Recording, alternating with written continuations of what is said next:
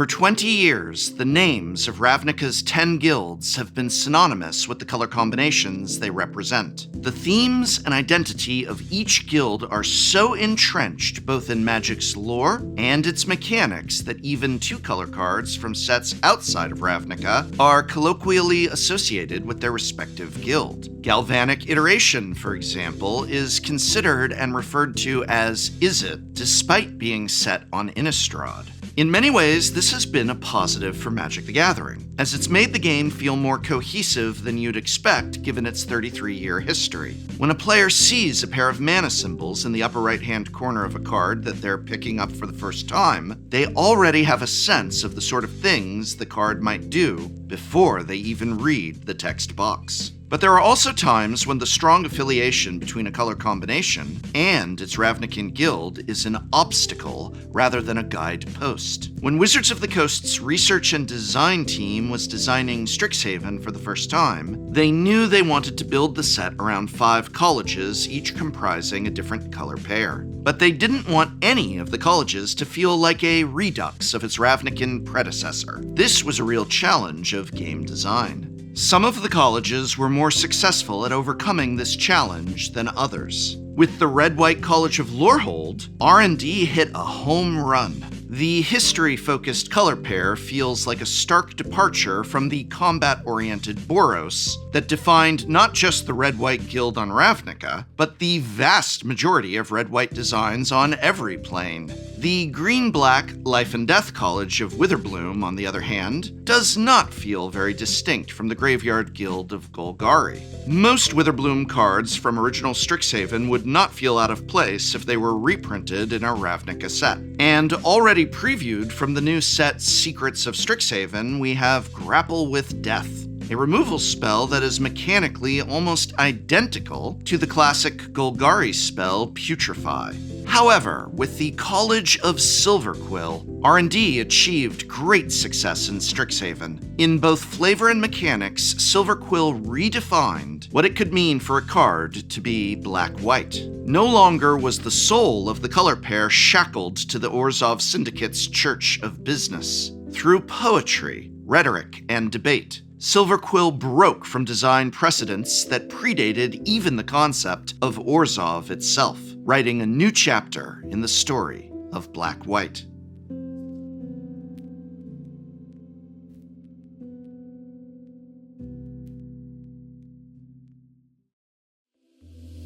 Before we look at what Silverquill has done for the black-white color pair and the color pie as a whole, let us first begin with a brief history of Orzhov. Orzhov is what is known as an enemy color pair. An enemy pair combines two colors that are on opposite ends of the Wooburg color pie. Especially in the early days of Magic, ally colors were thought to have more in common thematically with each other than enemy ones. This meant Magic's designers rarely made gold cards in enemy colors. Prior to the release of Guild Pact, the set that first introduced the Guild of Orzhov, just 12 black-white cards had ever been printed in the entire history of Magic the Gathering. Despite R&D's reluctance to pair black with white in those early days, much of the design space established back then remains ingrained in the pair's identity today. Thematically, early black and white cards focused on 3 things: the manipulation of life through life loss and gain with cards like Death Grasp, Putrid Warrior, and Soul Link; damage prevention with Circle of Despair, Martyr's Tomb, and Righteous War; unparalleled disruption both in the form of discard with Gerard's Verdict and unrestricted removal in Vindicate. However, the card that most influenced the design perspectives of Orzhov in the early days of Magic was Purgatory, which directly referenced life and the afterlife and returned dead creatures back to play for a life and a mana investment. One other card among these 12 was actually the bedrock of Silverquill's design space. Some 25 years before Strixhaven's release, but we're getting ahead of ourselves. By and large, black-white card design throughout the first decade of Magic was rooted in a single concept: control. Black-white could dictate gains and losses of life, the dealing of damage, and the cards in play and in hand. It could not really establish much board presence or threaten life totals on any expedited timeline. All Black-White did was refuse to die. With the release of original Ravnica block, the newly defined Guild of Orzhov married these themes together to create the Orzhov Syndicate. The control-obsessed Church of Deals worshipped wealth and dealt in souls. Putrid Walker became Orzhov Guild Mage. Vindicate and Selenia Dark Angel combined to become Angel of Despair. Purgatory inspired the entire Orzhov Guild mechanic of Haunt, which would prove to be one of the worst mechanics in all of Magic history. Mark Rosewater himself called the mechanic a mistake on his blog in 2014. Despite the failure of Haunt as a mechanic, the flavor was right on target. White-Black became the color pair of Purgatory, of the limbo between life and death. Orzhov as a concept immediately ingrained itself into the identity of its color pair and the imaginations of the Magic community. The Guild also introduced a new design tenet to its color pair, Spirit Tokens, which would later become tokens more broadly. For the first time, Orzhov had access to board presence. Yet in so doing, the pair only became grindier. Token generators tend to prolong the game rather than expedite it, as small creatures clog up the board and make it difficult to push damage through without evasion or trample. Leaving Ravnica, White-Black now had 4 distinct design spaces: Restrict, Exploit, Extort, and Enslave. Mechanically, this meant interaction, sacrifice, life manipulation, and token generation. Despite the thematic success of Orzhov, Wizards R&D continued to revisit the color pair only rarely. The only 2 sets between the first Ravnica block and the second to feature any significant foray into the Black-White design space was Eventide and Alara Reborn, both of which continued the grindy, controlling nature solidified by Orzhov. Even the first Black-White Planeswalker, Sorin, Lord of Innistrad, was a token generator through and through. When Magic the Gathering returned to Ravnica and Orzhov in 2013, the ship had sailed for any kind of departure from what had become Black-White's rigid design space. The new Orzhov cards all lived within familiar territory: Restrict, Exploit, Extort, Enslave. The Orzhov Guild mechanic from Return to Ravnica block, aptly named Extort, succeeded where Haunt had failed. It maintained all the thematic resonance of the Haunt mechanic, but with gameplay that players actually enjoyed. Extort remains one of the most popular keywords in Magic, despite only having appeared on 17 cards, due in large part to how well the mechanic scales to Commander. A single Extort trigger drains each opponent for 1 and gains you 3 life. Life manipulation, interaction, sacrifice, and tokens. Set after set after set, when the Orzhov color pair was supported, it only received support in 1 or more of these 4 categories. This was true through the 3rd visit to Ravnica with the Guild's appearance in Ravnica Allegiance, where the Guild gained the sacrifice and token hybrid archetype of Afterlife. Epitomizing the color pair's stranglehold on the control archetype, each iteration of Orzhov on Ravnica brought with it a new board wipe. Culling Sun in Guild Pact, Merciless Eviction in Gate Crash, and Kaya's Wrath in Ravnica Allegiance. But all of that was about to change with Strixhaven. When designing Strixhaven, Wizards R&D took a fundamentally different approach to its color pair design than they did with Ravnica. Where Ravnica asked, how are these 2 colors alike? Strixhaven asked, what is the core conflict between them? Strixhaven is a college, and what better place to encourage healthy debate than higher education? For Black and White, designers identified the conflict as selflessness versus selfishness, specifically depicted through the lens of communication and rhetoric. This led to the College of Silverquill, a faction of sharp-tongued debaters, battle poets, and ink mages whose core tension is whether to use the power of their words to inspire their allies or destroy rivals. The designers of Strixhaven needed an aggressive college, and they knew it couldn't be the White-Red College of Lorehold, as that would be too similar to Boros. Orzhov, on the other hand, had been a slow, controlling bleeder deck,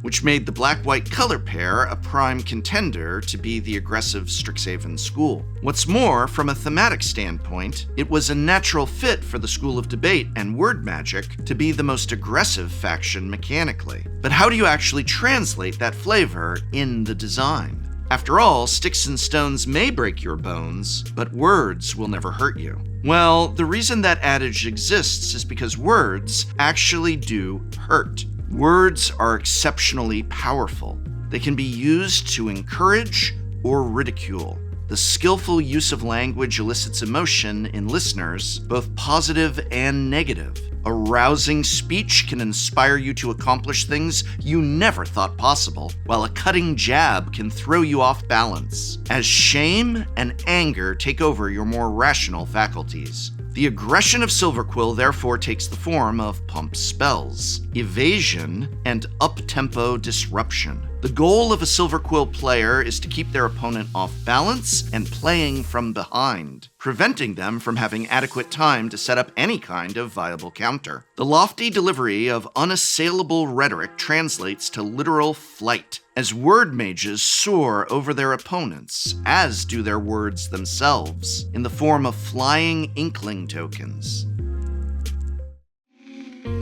Lash of Malice is the perfect example of the duality of Silverquill, a hyper-efficient one-mana spell that functions as either a pump spell or a removal spell depending on how you need to use it. The Silverquill Pledge Mage can either gain you life or deal damage in the air. Killian, Ink Duelist, makes all of your spells that target a creature cost 2 less, regardless of whether they target your own creature or those of your opponent. A huge theme of Silverquill design is +1/+1 counters. These counters act as manifestations of the college's ambition and obsession with improvement. Both of the Silverquill Deans tap to add +1/+1 counters to your creatures. 2 of the gold interactive spells in Silverquill add a counter to one of your creatures as you're disrupting your opponent's game plan, simulating the up-tempo nature of aggressive debate. The brilliance of Silverquill is not that Wizards of the Coast made up something completely new by changing their own design rules. Quite the opposite. They did something new with Silverquill that built on what had already come before. Both white and black had plenty of aggressive monocolor designs throughout Magic history, but before Strixhaven, it was rare for the 2 colors to ever combine to create an explicitly aggressive strategy. Yet looking again at those first 12 pre-Ravnica black-white designs, we see the seeds for what would become Silverquill already planted in one of those cards. Night and Day, the black-white installment of the split card cycle from Apocalypse, reached into precisely the same design space Silverquill would go on to explore. 2 halves in conflict with one another that together form a whole. One half shrinks an opponent's creature, the other half pumps your own. In many ways, this cycle of split cards predicted all 5 of the Strixhaven colleges. Life-Death translates directly to the Life and Death College of Witherbloom. Illusion Reality is reminiscent of the Mathematical Paradox College of Quandrix. Fire Ice is thematically resonant with the passionate expression of Prismari, and Order Chaos is literally the dichotomy depicted on the 2 Deans of Lorehold, Plarg, Dean of Chaos, and Augusta, Dean of Order. It makes sense that this cycle has so much in common with the identities of Strixhaven's colleges. Whereas gold cards throughout Magic's history have largely tried to find common ground between the colors they represent, the split cards from Apocalypse are pairs of monocolor cards that specifically play with the conflict between each color. There's another element of Night-Day that relates to the design of Silverquill, specifically the design of Silverquill cards for Commander. Night and Day do not restrict your targets to those that make the most sense in 1v1. You don't have to target yourself with day. You don't have to target an opponent's creature with night. In multiplayer, this makes Night-Day a far more political card than it is in 1v1. This is remarkably prescient of Silverquill's design 25 years later. The aggressive, up-tempo nature of Silverquill in 1v1 does not translate well to 4-player free-for-all. Therefore, with Strixhaven cards that were designed with Commander in mind, the mechanical emphasis instead focuses on the art of politicking. Both the Silverquill Commander Precon and the Dragon, Shadrix Silverquill itself from the main set, operate in this politics space. Rather than punishing players for attacking you the way Orzhov cards of the past often did, Silverquill Commander cards simply incentivize your opponents to attack each other by offering them benefits for doing so. Brina the Demagogue doesn't say, "Do not attack me." Instead, she says, "Wouldn't you rather attack one of them?" The flexible nature of Silverquill, depending on whether you have one opponent or three, is emblematic of the clever and resourceful college itself. None of the other Strixhaven colleges had to adapt their mechanical identity as much for multiplayer as Silverquill did, but none of them would be nearly as capable of executing such a pragmatic maneuver. In the time since the release of the first Strixhaven, Black-White has been a much more aggressive color pair. Multiple sets have featured Black-White aggro as one of their limited archetypes. This includes White-Black Sneak from Teenage Mutant Ninja Turtles, White-Black Go Wide in Edge of Eternities, White-Black Aggro in Tarkir Dragon Storm, and White-Black Modified in Modern Horizons 3. This includes a striking increase in Black-White cards dealing in +1/+1 counters. In 25 years of Black-White Gold design prior to Strixhaven, there were just 4 Black-White cards involving +1/+1 counters. There were 7 of these cards in Strixhaven alone, and in the 5 years since Strixhaven, there have been 22 Black-White cards that reference +1/+1 counters. Not since original Ravnica has a single set so fundamentally changed the identity of a color pair as Strixhaven did to Black-White. The difference between Silverquill and Orzhov is every bit as dramatic as that of Lorehold and Boros. But for all that Lorehold revolutionized White-Red for Strixhaven, those innovations have not had much long-term impact on the color pair since. Outside of Strixhaven, White-Red is still hopelessly combative, creature-oriented, and fundamentally aggressive. The same cannot be said for the impact of Silverquill. The college's influence on its color pair has been felt time and again in set after set, card after card for the past 5 years. Black-White today is just as capable of pressuring an opponent's life total as it is of stymieing an opponent's pressure. It all depends on the needs of the set. This has taken what was once one of Magic the Gathering's most rigid design spaces and transformed into one of its most flexible, a color pair as malleable and adaptable as the College of Silverquill itself. Truly, when you look at Black-White card design before Strixhaven versus after, the difference is night and day.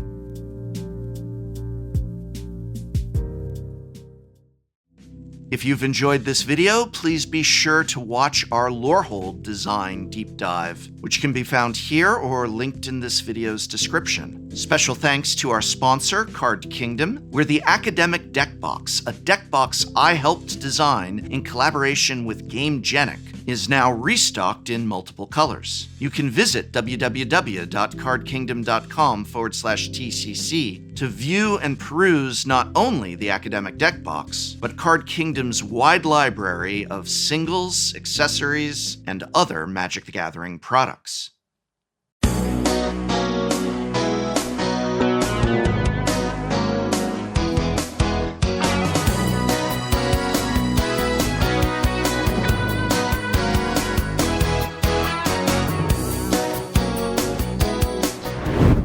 Next time on Shuffle Up and Play. Class is in session. It's Shuffle Up and Play's Secrets of Strixhaven pre-release episode, What's Sus? Because secrets. Who opens up this box?